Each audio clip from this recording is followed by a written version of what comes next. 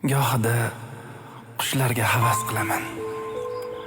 Qanot yozib uchgim kelar uzoq-uzoqlarga. Baland parvoz etkim kelar qushlardek. Gohida yomg'irga havasim keladi. Yuvib ketadi axir g'uborlarni, changlarni, armonlarni. Shivirlab yog'ishidek sakinatni topa olmasman hech yerda. Gohida o'rmonlarga havasim kelar. Hech yetib bormagan yerlarga inson tubanligi, nafsi, tegilmagan daraxtlar, bosilmagan maysalar. Faqat o'rmonning qalbga xush yoquvchi mayin ovozi. Gohida dengizlarga havasim kelar. Hech narsa bilan ishi yo'q.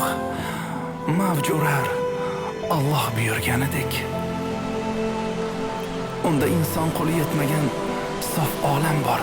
Bir cheksiz, bir cheksiz. Qarab to'ymaysan. Dam oladi ko'zlaring. Huzurlanar vujuding, qalbing. Yana go'daklarga havasim kelar. Axir begunoh va sof ular.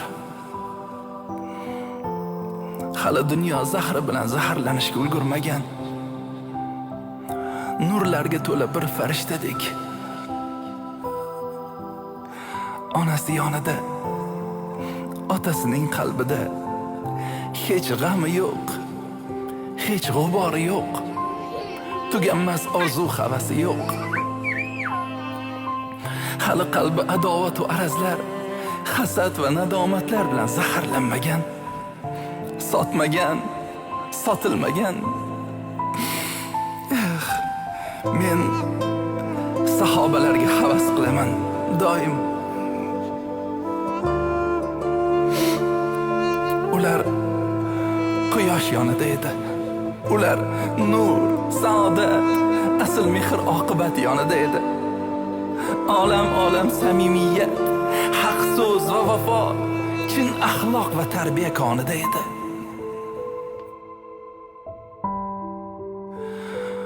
Ular suyukligim, habibim, rasulimni ko'rganlar edi. Quchganlar edi, rost ham suyganlar edi, jonini berganlar edi. To'yib ko'zlariga, yuzlariga boqqanlar edi. Dunyodagi eng go'zal ovozlarni, so'zlarini eshitganlar edi.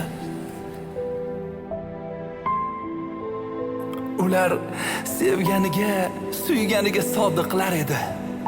Sotmaslar edi. Ortingdan g'iybat qilib, og'ir kuningda tashlab qochmaslar edi.